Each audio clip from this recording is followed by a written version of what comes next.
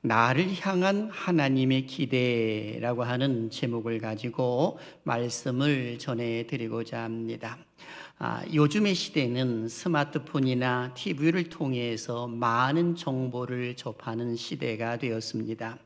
그러다 보니까는 많은 사람들이 정치 이야기라든지 아니면 연예인의 이야기라든지 또 세상 노래라든지 많은 것들을 접하면서 사는 것을 보게 됩니다.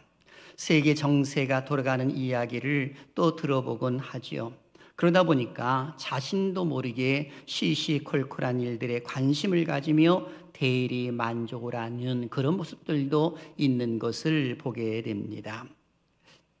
그런데 우리가 사실 알아야 할 것은 시대의 흐름을 따르다 보면 나 자신이 세상에 왜 살고 있는지 잘 알지 못할 때가 있습니다.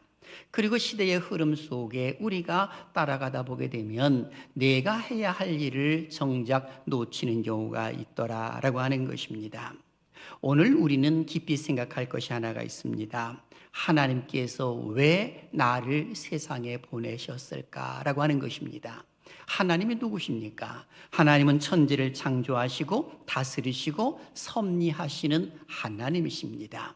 그 하나님께서 우리를 세상에 보내셨을 때에는 하나님께서 우리를 향하여서 거시는 기대가 있기 때문에 우리를 보내셨더라라고 하는 것입니다. 실제로 우리의 삶 속에서 보게 되면 많은 경우 이 기대하는 모습이 있지 않습니까?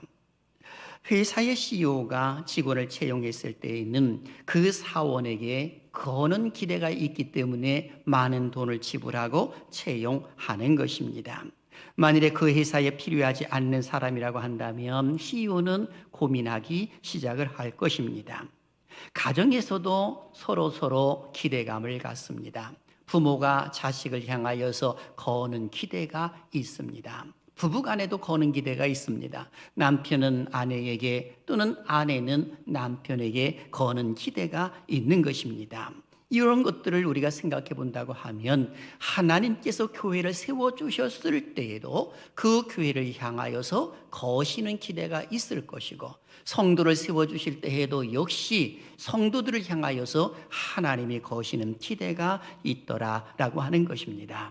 그렇다면 오늘 하나님께서 우리를 향하여서 거시는 기대가 있을 것 같은데 우리는 어떻게 사는 것이 옳을까라고 하는 것입니다. 그래서 오늘 우리는 본문 말씀을 주의해서 들을 필요가 있습니다. 오늘 본문은 그 유명한 달란트 비유의 마지막 부분입니다. 주인이 막교 같은 그 달란트를 결산한 것입니다. 그때에 1달란트 받았던 자의 것을 빼앗아서 10달란트 가진 자에게 주라라고 말씀을 하십니다. 그리고 하시는 말씀이 현재 가지고 있는 자는 장차 더 받게 될 것이며 풍족하게 될 것이지만 현재 가지고 있지 않는 자는 있는 것도 빼앗기리라 라고 말씀을 합니다. 결국 쓸모없는 종은 바깥 어둠으로 쫓겨나서 슬피 울며 이를 갈게 될 것이다 라고 성경은 기록을 해놓고 있습니다. 왜 이와 같은 모습을 성경 속에 기록을 해 놓았을까요? 1달란트 받았던 자가 그 주인에게 내놓았을 때에 그 주인은 책망을 두고 바깥 어두운 데서 내어 쫓으라 라고 이렇게 말씀을 하실까요? 그 이유는 간단한 겁니다. 주인의 기대에 부응하지 못했기 때문에 그런 것입니다. 여기서 우리는 이런 궁금증이 하나 생깁니다. 만일에 훌륭한 주인이라면 가진 자의 것을 오히려 빼앗아 가지고 없는 자에게 나눠주는 것이 옳지 않을까라는 그런 생각을 해보곤 합니다. 하지만 성경 속에서 말씀하고 있는 그 모습은 그런 내용이 아닌 것입니다. 우리가 잘못 오해하게 되면 부익부 빈익빈의 모습을 성경 속에서는 인정하는 것 아닌가라고 하는 그런 모습 속에서의 오해를 하는 그런 모습들도 있을 수가 있더라라고 하는 것입니다. 오늘 이 말씀을 우리가 마음속에 두면서 오늘 말씀을 잘 들을 필요성이 있습니다. 우리가 잘 알고 있는 것처럼 오늘 본문의 배경을 보게 되면 예수님께서 공생애가 거의 끝나갈 무렵 마지막 주간에 있었던 예수님의 메시지입니다. 이때 제자들은 예수님께 다가와가지고 예루살렘 성전의 파괴가 있을 것을 말씀을 들었습니다. 그리고 여러 가지 질문을 하게 됩니다. 주님이 오실 때 세상 끝에는 과연 어떤 징조가 일어나겠습니까? 라고 하는 질문을 합니다. 그때 예수님께서 비유로 말씀하신 것이 바로 열처녀의 비유와 그리고 또 하나의 비유는 달란트의 비유, 이것을 설명하신 것입니다. 여러분, 열처녀의 비유가 무엇입니까? 슬기로운 5처녀와 미련한 5처녀의 모습을 보여주지 않습니까? 그들은 혼인잔치를 준비하고 있는 신부들이었습니다. 그런데 슬기로운 5처녀는 등도 준비하고 기름도 준비를 했습니다마는, 그러나 미련한 5처녀는 등은 준비를 했습니다마는 기름을 준비하지를 않았다는 것입니다. 그때 신랑이 왔을 때에 등불을 켜서 신랑을 맞이하여 혼인잔치에 참여해야 되는데 미련한 5처녀는 불을 켤 수가 없었습니다. 기름이 없기 때문에 그런 거죠. 그래서 기름을 사러 시장에 가는 그 순간 속에 혼인잔치는 다 끝나버렸다라고 하는 그 사실을 성경 속에서는 잘 보여주고 있습니다. 그리고 바로 달란트의 비유를 이야기를 해 주신 것입니다. 그 내용은 이러합니다. 어떤 주인이 멀리 여행을 떠나게 되었습니다. 그래서 자기 자신에게 속한 종들을 하나씩 부르더니 자기 소유를 그들에게 넘겨줍니다. 그냥 넘겨준 것이 아니라 그들에게 다 맞게끔 넘겨준 것입니다. 이때에 이 달란트의 비유에서는 이 주인이라고 말했을 때에 하나님을 가리켜 말을 하고, 종을이라고 표현했을 때는 그 종은 성도들을 가리켜 말하는 것이고, 달란트라고 말을 했을 때는 은사나 사명 같은 것을 가리켜서 말씀해 주고 있는 것입니다. 그런데 그 주인이 그 종들을 불러놓고 그리고 그들에게 어떤 사람에게는 5달란트, 또 어떤 사람에게는 2달란트, 그리고 어떤 사람에게는 1달란트를 맡겨 놓았던 것입니다. 시간이 지난 후에 주인이 돌아왔습니다. 그리고 결산하기 시작을 합니다. 그랬더니 5달란트 받았던 자와 2달란트 받았던 자는 갑절로 이것을 남겨서 그 주인에게 이것을 아뢰입니다. 그랬더니 그 주인이 참으로 기뻐하면서 잔치에 참여할지어다 라고 하면서 축복을 해주는, 그리고 기쁨을 함께 나누는 것을 보게 됩니다. 그런데 문제는 1달란트 받은 종이 문제였습니다. 주인에게 1달란트를 그대로 땅속에 감춰두었다가 그것을 내놓았습니다. 칭찬을 들을 줄 알았는데 웬걸 그 주인은 책망을 하는 것입니다. 그러면서 하시는 말씀이 오늘 본문 29절을 보게 되면 무릇 있는 자는 받아 풍족하게 되고 없는 자는 그 있는 것까지 빼앗기리라 하시면서 그 1달란트를 10달란트를 가진 자에게 주는 그런 모습이 일어났던 것입니다.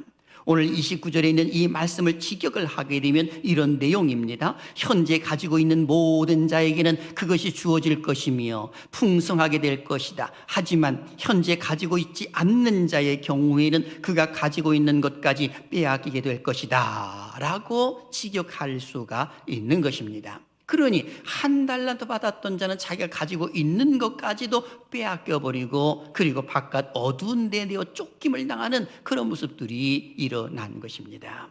여기에서 우리는 1달란트 받았던 종의 마음이 어떠했을까를 한번 생각해 볼 필요성도 있습니다. 아마도 주인이 너무 심하게 대한 것이 아닌가라고 생각할 수가 있습니다. 그 주인은 사랑도 없고 긍휼도 없는 사람이구나 라고 이렇게 생각할 수도 있고 판단할 수도 있었을 것입니다. 믿음이 없다면 바로 이렇게 생각할 가능성이 많은 것입니다. 하지만 그 주인에 대한 바른 이해를 하지 못한 결과가 이런 모습이 나타나더라라고 하는 것입니다.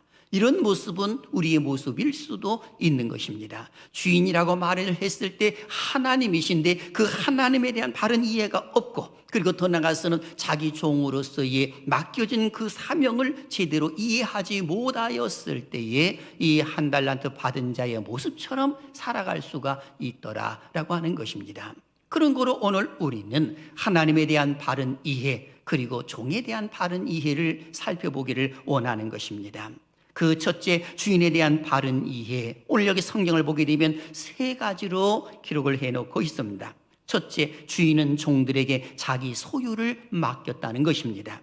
마태복음 15장 14절을 보십시오. 또 어떤 사람이 타국에 갈 때 그 종들을 불러 자기 소유를 맡김과 같으니라고 기록되어 있습니다. 여기 보게 되면 자기 소유라는 표현이 나오지 않습니까? 이 말은 문자적으로 보게 되면 그의 손 가까이 있는 것들을이라고 이렇게 표현할 수가 있는 겁니다. 다시 말하면 그 주인이 가지고 있는 그 모든 재산들, 이것을 관리하고 있던 그런 것들을 그 종들에게 이제는 맡겼다라고 이렇게 표현할 수가 있는 것입니다.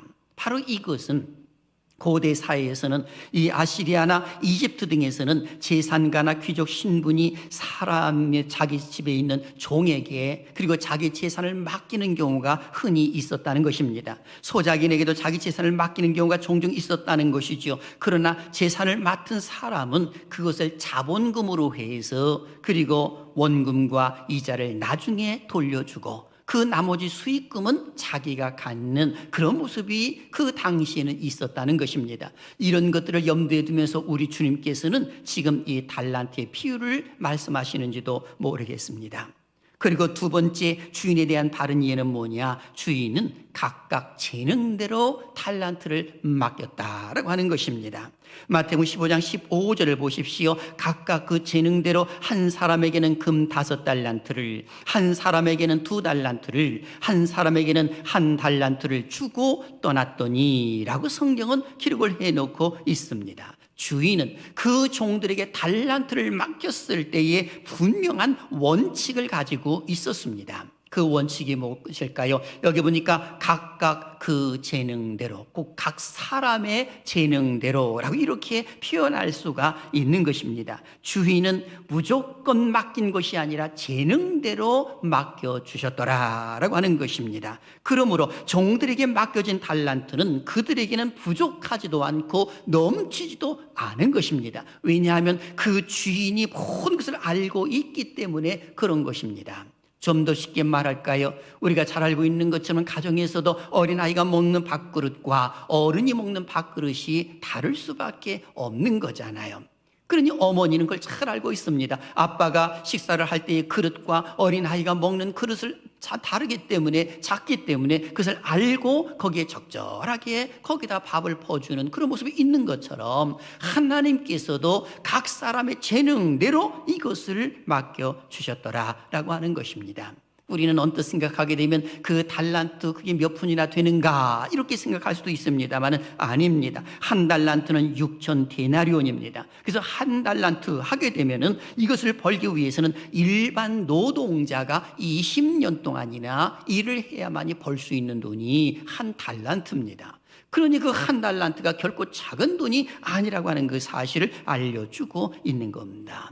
그러니 주인은 자기의 소유를 종들에게 맡길 때 그냥 맡기는 것이 아니라 그들의 재능대로 맡기셨다라고 성경은 기록해 놓고 있는 것입니다.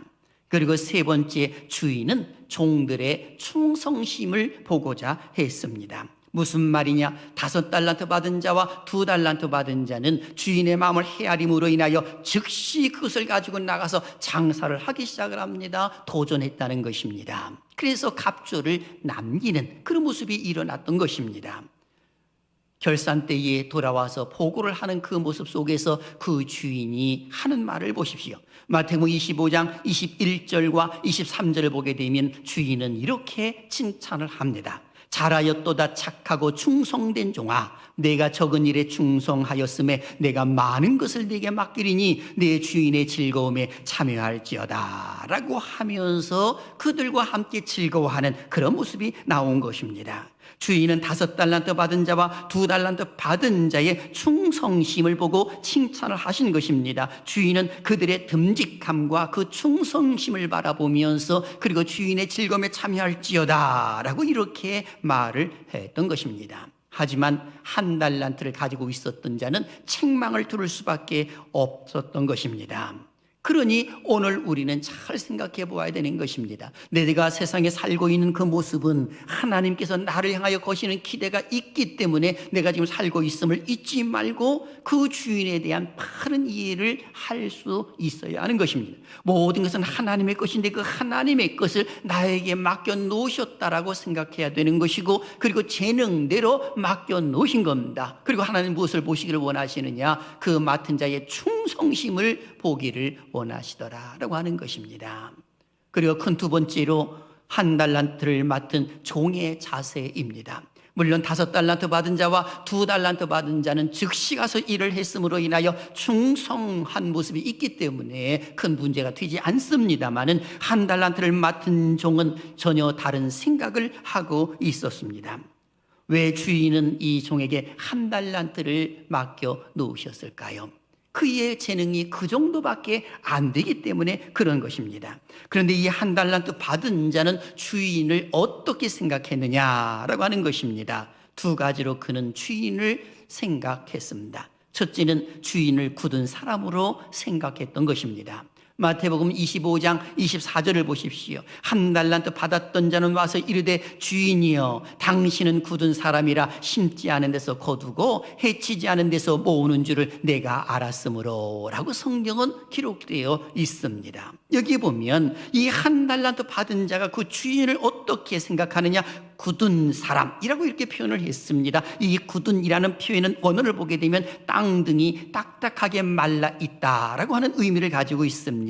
이 말은 그 주인은 강팍하고 완강하며 가혹하고 냉정한 인간, 한마디로 말하게 되면 인정머리 없는 인색하고 냉정한 사람으로 생각을 했다는 것입니다. 그러니 그 주인은 불로소득을 원하는 사람이라고 이렇게 생각했다는 것이죠. 그러니 해치지 않은 데서 모으는 줄 알았으므로, 이 말은 키질을 해서 이 알곡을 거둬들여야 되는 것인데 키질도 하지 아니하면서 수익을 얻으려고 하는 그 주인인 것을 알았으므로 라고 이렇게 말하고 있는 것입니다. 잘못 생각하고 있는 것이죠. 결국 이 종은 생각하기를 내가 장사하게 되면 자기에게는 이익이 없고 주인에게만 이익이 있기 때문에 자기는 그렇게 하지 않았다라고 말하고 있는 것입니다. 내가 열심히 수고하고 헌신해봤자 나에게는 손해만 끼치는 것이지 내게 유익이 없는데 내가 무엇하러 그렇게 하느냐라고 이렇게 생각을 했다는 것입니다. 그리고 2번째는 실패하면 엄하게 책망할 사람으로 그 주인을 이해를 한 것입니다. 마태복음 25장 25절을 보십시오. 두려워하여 나가서 당신의 달란트를 땅에 감추어 두었나이다 라고 기록합니다. 여기 말씀 보게 되면 두려워하여 라고 이렇게 기록되어 있습니다. 주인에 대한 잘못된 인식이 그에 대하여서 두려움을 갖게 한 것입니다. 그리해서 그 두려움은 투자로 인한 실패보다도 오히려 땅속에 감추어 놓는 어리석은 행동을 보였더라라고 하는 것입니다. 혹 장사하여 실패하면 책임이 전적으로 자기에게 돌아올 것을 생각하면서 그 주인은, 이 주인의 종은 그렇게 이 땅속에 달란트를 감추어 두었더라라고 하는 것입니다.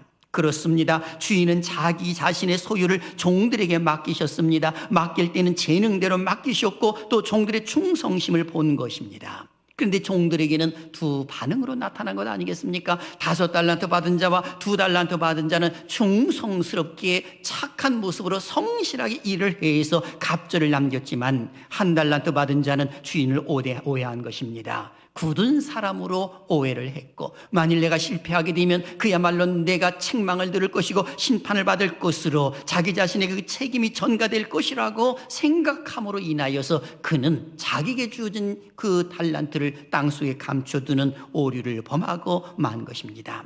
사실 주인은 자기의 종들의 노동력을 착취하려고 달란트를 그들에게 맡겨놓은 것이 아니었습니다. 왜냐하면 달란트를 아예 그들에게 넘겨주었기 때문에 그런 것입니다. 마태복음 15장 14절이나 20절이나 22절 이하를 보게 되면 잘 기록되어 있습니다. 만일에 그 주인이 고리대금 업자였었다고 한다면 결산할 때에 그 원금을 가지고 와라, 그리고 이자도 가지고 와라, 그러나 수익금은 너희들이 알아서 가져라, 이렇게 말을 했을 것인데 성경은 전혀 그런 기록을 하지를 않습니다. 오히려 10달란트를 가지고 있는 자에게 1달란트를 가지고 있던 것을 빼앗아서 그에게 넘겨주는 그런 모습이 일어났던 것입니다. 그러므로 인하여서 더 많은 것을 받고 즐거운 잔치에 참여하라라고 이렇게 말을 한 것입니다. 성장의 문을 열어놓고 있다는 것입니다. 현재적인 관점이 아니라 미래적 관점으로 그 종들을 바라보면서 기대를 했던 것입니다. 바로 이것이었습니다. 이제는 그 주인은 종들에게 맡겨놓았지만은 오히려 그 주인은 그 맡겨놓은 것에 더 많은 것으로 그들에게 주시는 그런 모습들이 있었더라라고 하는 것입니다. 오늘도 동일하지요. 하나님께서는 우리를 향하여서 거시는 기대가 있습니다. 하나님께서는 어떤 기대를 하고 계실 것 같습니까? 아마 모르긴 해도 어떤 사람에게는 5달란트, 어떤 사람에게는 2달란트, 어떤 사람에게는 1달란트를 맡겨 놓았을 것입니다. 우리 중에 혹시 이 말씀을 듣고 있는 성도들 중에 1달란트 받았던 자의 그 모습을 갖지 않기를 주님의 이름으로 축원합니다. 1달란트 받은 자의 생각은 무엇입니까? 내가 헌신해봤자 나에게 유익이 없다는 것입니다. 내가 헌신해봤자 손해본다라고 생각을 하고 있는 것입니다. 정말 그럴까요? 주인은 절대로 그런 모습을 갖고 있지를 않습니다. 하나님이 누구십니까? 공의로우신 분입니다. 오늘 여기 주님의 말씀의 진리를 자세히 살펴보십시오. 우리가 주님에게 드리는 분량만큼, 그 도전하는 그 분량만큼 주님은 계산하고 계시더라라고 하는 것입니다. 5달란트 받은 자가 열심히 가서 일을 해서 5달란트를 받았습니다. 그걸 남겼습니다. 그것이 그의 몫이 되는 것입니다. 다 몫이 되도록 만드는 거죠. 2달란트 받은 자도 열심히 가서 일을 해서 도전을 함으로 인하여 2달란트를 남겨놓았습니다. 결산하는 날에 그 모든 분량만큼 주시는 그런 모습이 나오더라라고 하는 것입니다. 여기에서 우리가 깨닫는 것 중에 하나, 주님께 드린 분량만큼 우리의 분량이 더 커지더라라고 하는 것입니다. 하나님께서 내게 주신 분량이 있습니다. 그 분량의 이상의 것을 남기고자 하는 그런 모습을 가졌을 때에 우리 하나님 것을 덤으로 더 많이 주시는 그런 모습이 있더라는 것입니다. 예컨대 예배를 드리는 분량에 대해서도 한번 생각해 보시길 바랍니다. 주일날만 온전히 하나님 앞에 한 번 예배 드리는 것이 옳다라고 생각을 하십니까? 아니면 모든 공적인 예배를 하나님이 기뻐하시는 모습 가운데서 그 예배를 드리는 것을 하나님이 원하실까라고 하는 것입니다. 기도를 드리는 분량에 대해서도 한번 생각해 보시길 바랍니다. 나를 위해서는 기도할 것이 없으니까 이제 집에 가서 푹 쉬고 그냥 잠만 자고 있자라고 하는 것과, 아니면 나를 위해서 기도할 것은 없지만 내 자녀를 위해서 기도하고 교회를 위해서 기도하고 어려운 사람들을 위해서 기도하고 나라와 민족을 위해서 기도해야지라고 하면서 그 기도의 분량을 늘렸다라고 한번 생각해 보십시오. 그 주인이 과연 그것을 싫어하실까라고 하는 것입니다. 전도하는 것도 한번 생각해 보시길 바랍니다. 전도 안 하면 그만이지 라고 생각할 수가 있겠습니다만은, 그러나 전도의 분량을 늘리게 되면 그 모든 것들이 점점 더 커진다는 그 사실을 우리는 알아야 합니다. 여러 가지 모습이 다 똑같지요. 헌금의 분량도 똑같은 것이고 하나님을 향한 선한 일은 모든 것들이 동일한 것입니다. 그래서 우리가 알아야 할 사실이 있습니다. 주님께서는 우리의 분량만큼 주님의 것을 넘겨주는 그 순간부터, 그때부터는 그것은 더 이상 주님의 것이 아니라 나의 것이 되더라라고 하는 것입니다. 그래서 하나님께서 모든 것들을 주시더라라고 하는 것이죠. 그러므로 우리는 하나님께서 허락해 주신 것을 가지고 열심히 일을 해야 되는 것입니다. 충성해야 되는 것입니다. 왜 그렇습니까? 하나님이 그것 때문에 우리에게 은사를 주신 것 아니겠습니까? 로마서 12장을 보게 되면 은사에 대해서 기록을 하고 있는 것을 보게 됩니다.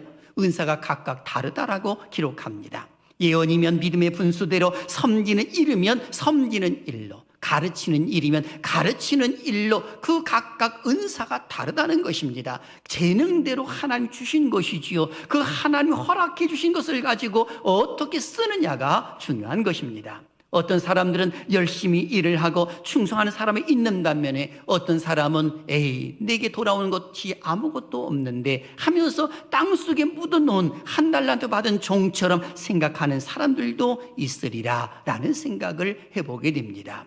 오늘 우리는 어떤 모습으로 사는 것이 옳습니까? 하나님이 기뻐하시는 모습으로 부지런히 심는 것입니다. 그래서 사도 바울은 고린도후서 9장 6절에 기록합니다. 이것이 곧 적게 심는 자는 적게 거두고 많이 심는 자는 많이 거둔다 하는 말이로다 라고 성경은 기록해 놓고 있는 것을 보게 됩니다. 저는 이 말씀을 듣고 있는 우리 사랑하는 교우 여러분 모두는 하나님이 기대에 부응하는 삶을 사는 은혜가 있기를 주님의 이름으로 축원합니다. 그렇다면 주님의 기대에 부응하는 삶을 살기 위해서 우리의 자세는 어떤 모습을 가져야 할까라고 하는 것입니다. 두 가지입니다. 첫째, 영적인 선순환을 이루어야 합니다.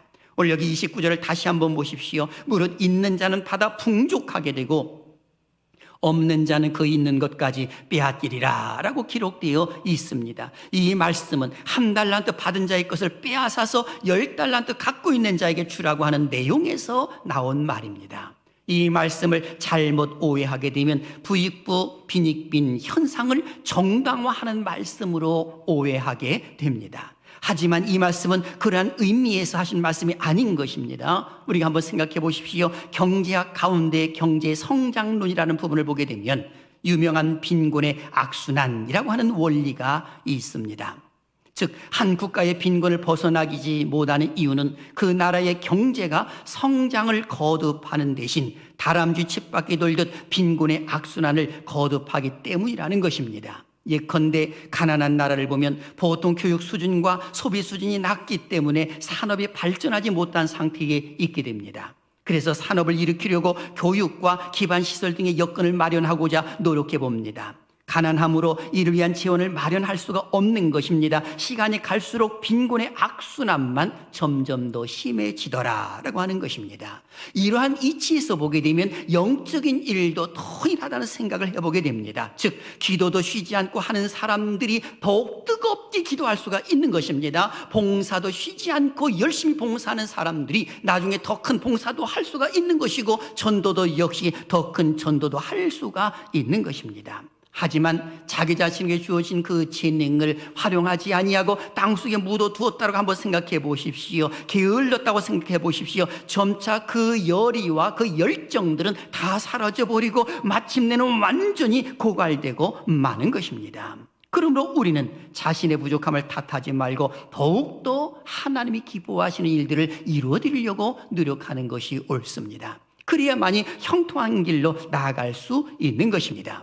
그러니 우리는 영적인 악순환이 아닌 영적인 선순환을 자꾸만 이루어야 하는 것입니다. 예배를 좀 더 하나님 앞에 드리고 말씀도 좀 더 많이 읽고 성경 필사도 좀 더 열심히 하고 그리고 성도들 간의 교제도 하면서 이 영적으로 이 연결되어 있는 그 아름다운 고리를 끊지 않는 것이 무엇보다도 중요한 것입니다. 그런데 이와 반대로 악순환이 계속된다고 한번 생각해 보십시오. 영적인 악순환은 예배를 차단하는 것입니다. 기도 생활하지 않는 것입니다. 성도들의 교제를 끊어버리는 것이죠. 교회를 멀리하는 것이죠. 그러면 그 사람이 영적으로 풍요해질 수 있느냐? 전혀 그렇지 않습니다.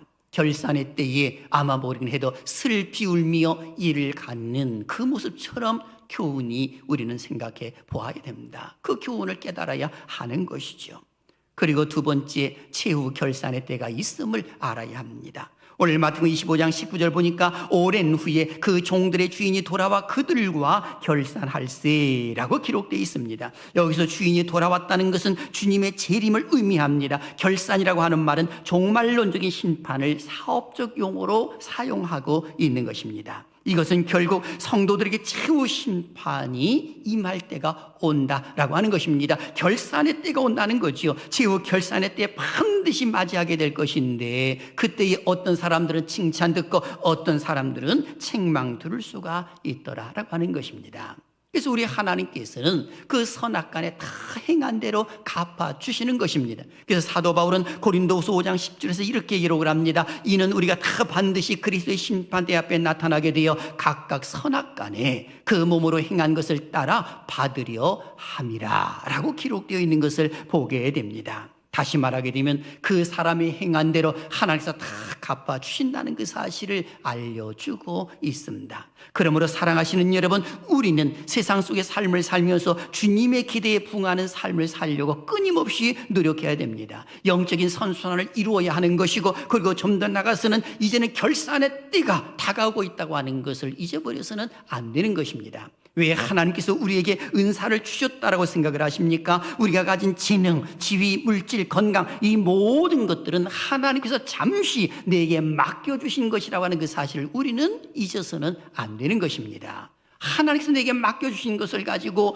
그리고 열심히 영적으로 선순환을 이루어 하나님의 기쁨이 될 것이냐, 아니면 그것을 땅속에 감추어 두고 그리고 결산의 때에 그냥 주님 앞에 설 것이냐라고 하는 것은 전혀 다른 것입니다. 하나님이 기뻐하시는 일을 이루게 되면 축복이지만 그렇지 아니하면 심판입니다. 어떤 사람이 두 눈이 잘 보여가지고 그리고 생각을 했답니다. 지금은 두 눈이 잘 보이지만 나이가 들게 되면 한쪽 눈이라도 또 잘 안 보이고 그러면 이 어떡하지? 그래서 그분이 생각을 했습니다. 지혜롭게 생각했다고 본인은 생각을 한 겁니다. 한 눈을 딱 막아버린 것입니다. 붕대로 여기를 딱 막고, 그리고 나이가 들면 한쪽 눈이 잘 안 보일 때 이쪽 눈을 열어가지고 그리고 이제는 잘 또 보아야지, 이렇게 생각을 했던 것입니다.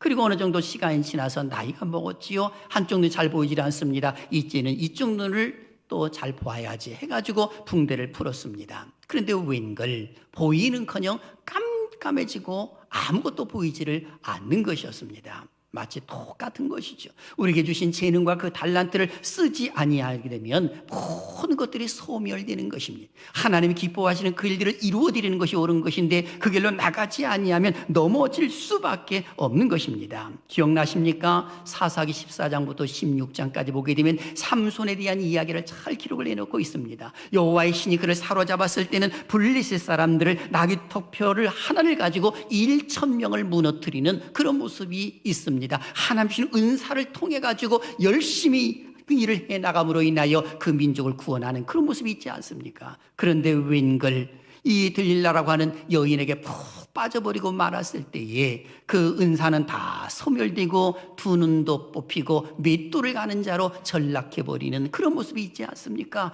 마치 하나님을 믿는 믿음의 사람들이 영적인 전투력이나 영적인 그 힘의 능력을 잃어버리고 그리고 하나님 기뻐하시는 그 일들을 이루어드리지 않는다고 한다면 하나님이 과연 그걸 좋아하실까라고 하는 것입니다. 사랑하시는 여러분, 하나님은 우리에게 달란트를 주셨음을 잊지 말아야 합니다. 지금 내가 호흡할 수 있는 것은 하나님께서 나를 향하여서 거시는 기대가 있기 때문에 우리가 지금 호흡하고 있는 것입니다. 만일에 거는 기대가 없다면 오늘 이제 죽을 수도 있는 겁니다. 하나님이 데려가셨겠지요. 천국으로 데려가셨을 것입니다. 그런데 지금 내가 호흡할 수 있다고 하는 것은 하나님께서 우리를 향하여 거시는 기대가 있기 때문에 호흡하고 있음을 잊지 말아야 합니다. 결산의 때에 우리는 후회하지 않는 삶을 살도록 스스로 자기 자신을 바라보면서 노력해야 되는 것입니다. 내게 주신 달란트에 충성할 수가 있어야 되는 것입니다. 그래서 사도 바울은 유명한 이야기를 했습니다. 에베소 5장 16절에 세월을 아끼라 때가 악하니라 라고 강조한 바가 있습니다. 세월을 아끼라고 하는 것은 시간을 아끼라고 하는 것입니다. 시간을 땅속에 묻어두지 말라는 것입니다. 헛된 것에 마음을 빼앗기지 말라는 것이고 하나님이 기뻐하시는 그 일들을 이루어드리기에 힘쓰라고 말씀하고 있는 것입니다.